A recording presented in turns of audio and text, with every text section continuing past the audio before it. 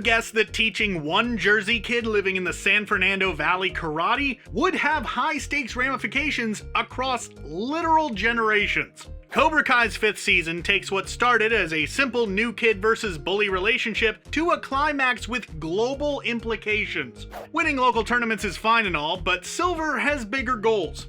Global goals. So what has karate's most enthusiastic bad guy done to take the Valley's karate cult to the next level? And what does that mean for the kids and kids of the kids that have been caught up in it? Be prepared for spoilers for the latest season of Cobra Kai, and let's go ahead and dive right into it. We all know the story of Daniel LaRusso, the kid from Jersey menaced by karate bullies that learns a lesson about balance and discipline through the thoughtful karate lessons of Mr. Miyagi. Then he learns it again in Okinawa, and then once again back in the Valley when he faces off with the most 80s villain to have ever slicked his hair back. A lot has happened since original and best bully Johnny Lawrence and Daniel LaRusso reignited their rivalry. Over the course of 4 seasons of Cobra Kai, we've seen Lawrence and LaRusso, if not reconcile, at least come to an understanding with each other. Mr. Miyagi said that there's no such thing as bad students, only bad teachers. To prove that point, Johnny's revival of Cobra Kai brought back his bad teacher John Kreese, who took over Cobra Kai as part of a misguided plan to bring his former protege back under his wing. When that didn't work, he enlisted his former partner, the ponytail sporting Terry Silver. Silver and Kreese ended up making a bet on the All-Valley Youth Karate Tournament. The winner got to continue teaching karate, and the loser had to close up shop. Being basically nothing short of a cartoon villain, Silver of course cheated and framed Kreese with the help of Cobra Kai hopeful Stingray. With Silver triumphant, LaRusso had to turn to yet another former rival, in the form of Miyagi-Do Master Sensei Chosen, which set the stage for Season 5.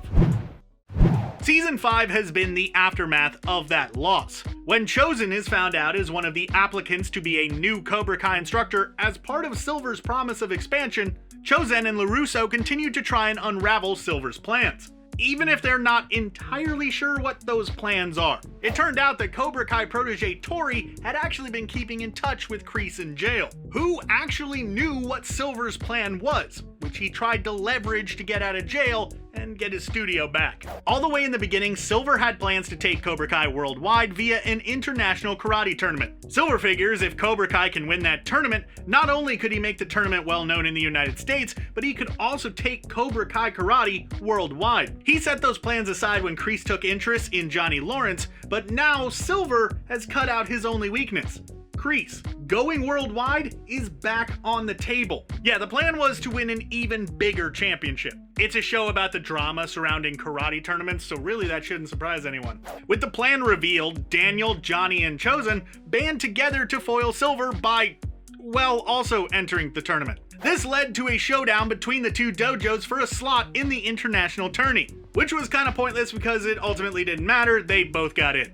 After a night of drinking and celebrating Johnny and his new girlfriend Carmen's upcoming child, they run into a drunk former bad boy of karate, Mike Barnes, who blamed Daniel for getting his furniture store burned down. It doesn't take much to point the blame in the right direction, and a drunk Chosen and Johnny join a spun Barnes to confront Silver head on, not realizing Silver has been housing his new Korean senseis. Meanwhile, the kids get a better plan thanks to Tori revealing that she's been working with Kreese to undo Silver after she discovered that he tainted her victory by bribing the referee. First, they try and convince Stingray to reverse his testimony and implicate Silver. Failing that, they realize that Silver's obsession with security means that his attack of Stingray would be stored on a footage server. It's not, but Silver forgot to erase the part where Tori confronts him about his cheating, figuring if his students learned how underhanded Silver was, it would undo Cobra Kai. With the help of a teamwork lesson given by Chosen, the kids are able to upload the video while the adults are unable to actually stop Silver, even if they do eventually win against the senseis. Silver and Daniel end up in one final duel in front of the gathered students, where Daniel uses lessons from Silver, Chosen, Johnny, and the skills and understanding that Mr. Miyagi taught him. What better final move than a crane kick to totally disillusion all of the Cobra Kai kids who start taking their gear off. For bonus points, Stingray has finally had a change of heart and recants his testimony, implicating Silver instead, ending the season with Silver in cuffs. This would have exonerated Kreese, But after figuring out that he had lost Johnny, he wound up losing all patience and actually staged his own prison break. All he really would have had to have done is just wait a day, but whatever, I guess hindsight's 2020.